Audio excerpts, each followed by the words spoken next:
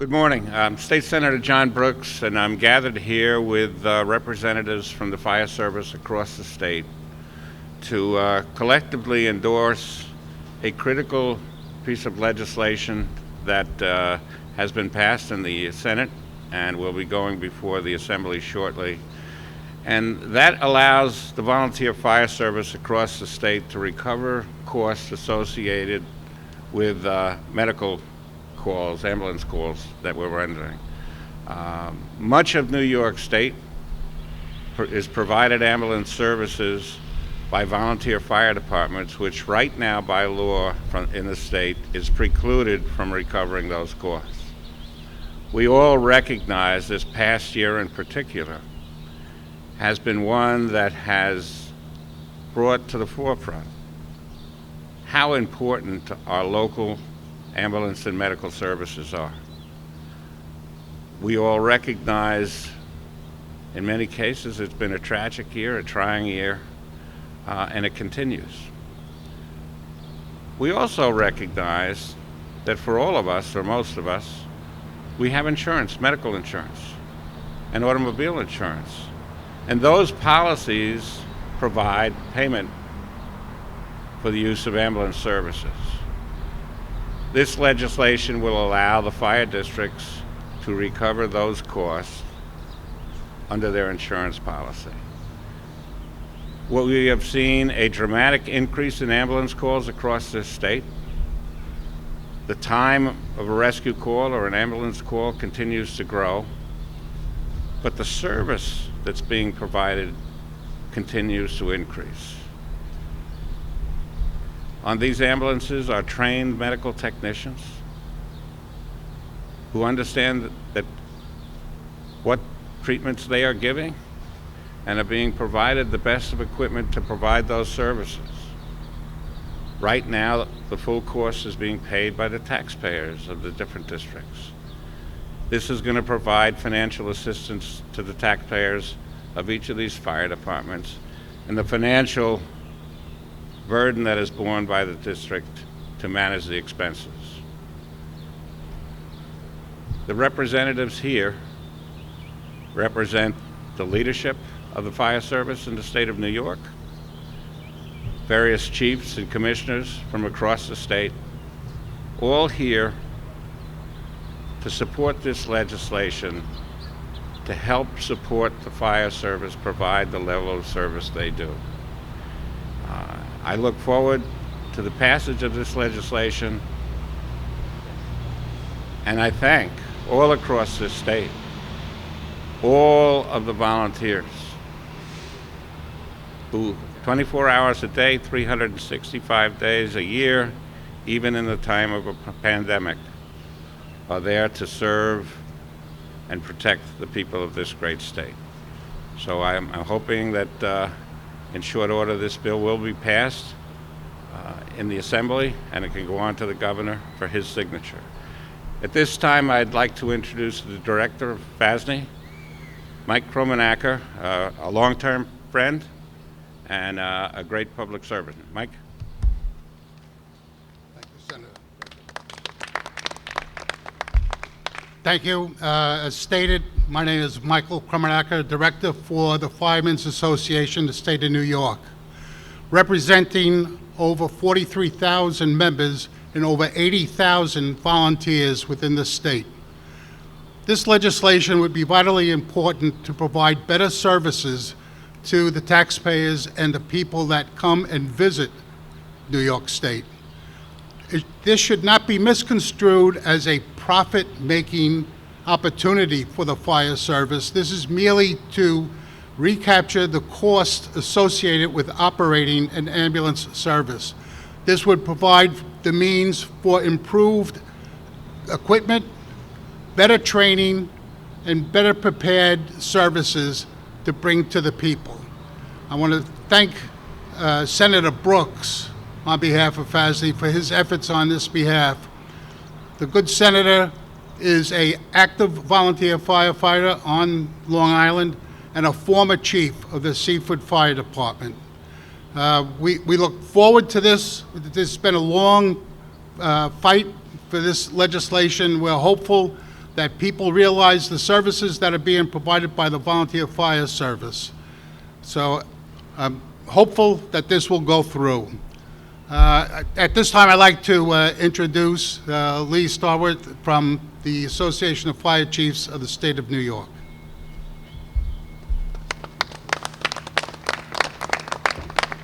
Before I speak, I'd like to ask Assembly Member Billy Jones, who's sponsoring this legislation in the New York State Assembly, to say a few words.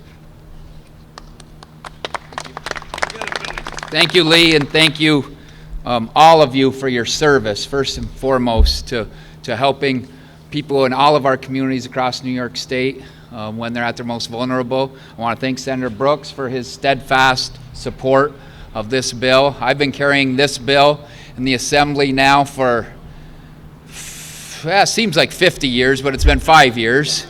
And, you know, the gentleman that spoke before me and the senator put it best. This is merely a bill, it's merely an action to level the playing field here. These volunteers that you see behind me, and volunteers all throughout New York State, answer the call to duty every moment, every hour, every week of the year. And time again, they answer that call. What we're trying to do here is simply level the playing field for our volunteers. Like was said, this is not a profit for our fire companies, for our volunteer fire companies. This is not for profit.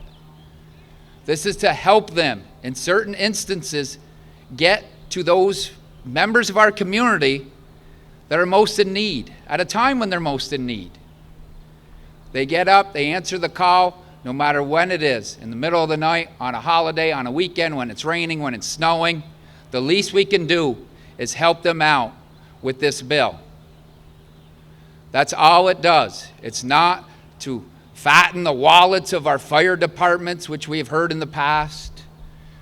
It's not to make sure that our volunteer fire companies have some new shiny piece of equipment in their firehouse.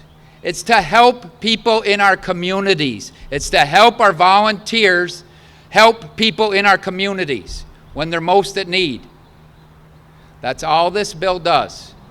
It levels the playing field for our volunteer fire companies to do the jobs that they need to do. I live in a small rural town in upstate New York.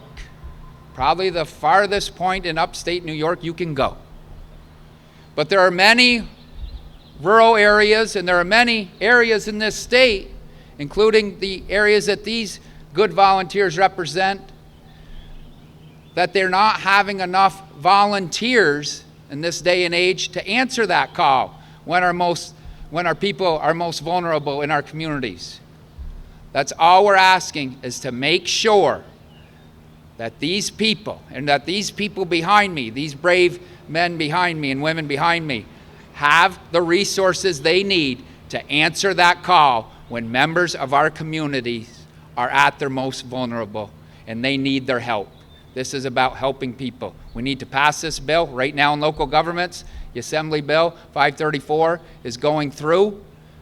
The good senator behind me has put this bill to the floor and it has passed. We're going to do the same in the Assembly. We need to do the same in the Assembly. And I want to thank you, gentlemen, ladies behind me, for all that you do. And we will make sure and do everything we can to get this bill passed to help you serve our communities. Thank you very much.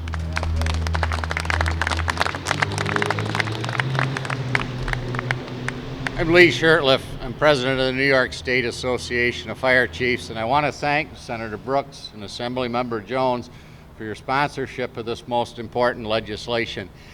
I come to you from the community of Groton, New York, upstate, Finger Lakes region, community of 6,000 people.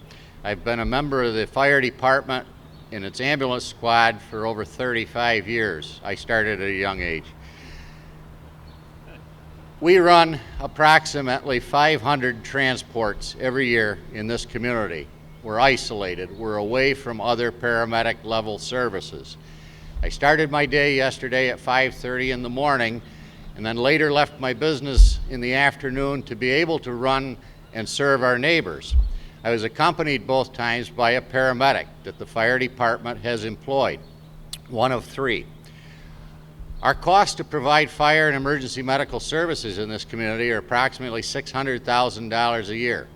Over half of those expenses each year are dedicated toward paramedic salaries and benefits. Yet it's not quite enough to hire the amount of help that we need. Thus, we have volunteers that continue to be an integral part of the service and will continue to be a part of that service. What does this mean on a statewide basis? Out of New York State's 1,700 or so fire departments, 465 are providing ambulance transport service in their communities day in and day out.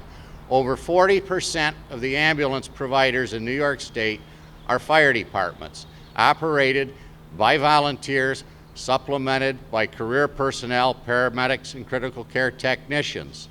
Collectively, those 465 services will run over 300,000 ambulance calls in this year alone.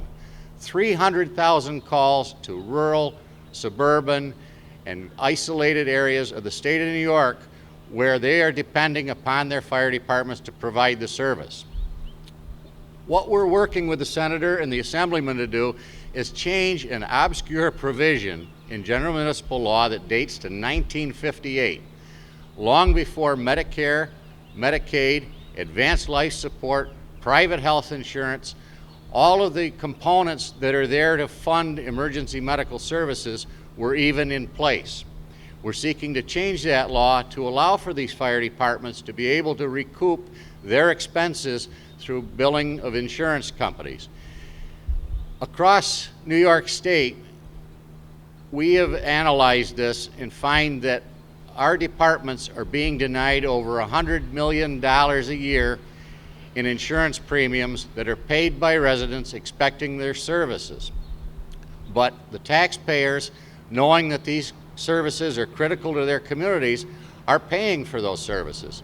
What we're seeking to do is get relief and be able to provide for our communities moving forward. We're in an unsustainable period. We're at a point where the property taxes can't totally support the services moving forward. Our response continues day in and day out to provide advanced life support, to equip those rigs, to staff those rigs, to have paramedic level services. We've been able to respond to emergencies throughout the history of the fire and emergency medical services, and it's critical that this legislation move forward to ensure that that safety net remains in our communities across New York State. Again, 465 services, 40% of the ambulance providers in the state, 300,000 calls for critical assistance each year, and $100 million in revenues that's being denied to those fire departments.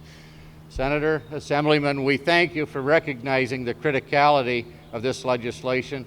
Assemblyman Joe DiStefano, you've been a big help to us as well, and we thank you for being here with us today and for helping to move this forward.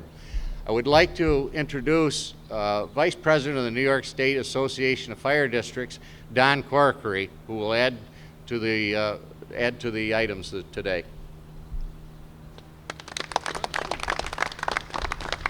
Thank you, Lee, and I also want to thank my colleagues from both the legislature and the people that traveled up today on the steps of the Capitol to, I wouldn't say pitch this bill because it's been out there for quite a long time.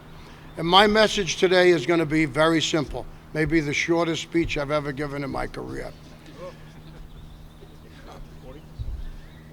The people that are in the legislature, I call them, and I have the trademark on this name, our friends in government. And today I want to call on our friends in government to be the heroes this time. Okay? We're always told we're the heroes. Today I want the legislature of New York State to be the heroes. And today the Assembly could pass that bill. The Senate's already passed it. So I want our friends in Albany to be the hero and get this bill through for us and provide what you just heard, the staggering figures. Before I go, we also need, and I have to take my hat off to the EMS people this year who did nothing short of miraculous to supply the EMS service in this state, the Empire State. A normal ambulance call used to be an hour to an hour and a half. Now it goes anywhere from 2 to 4 hours by the time you put the ambulance back in service. So once again, I want to thank all the people behind me. I want to thank our friends in the legislature.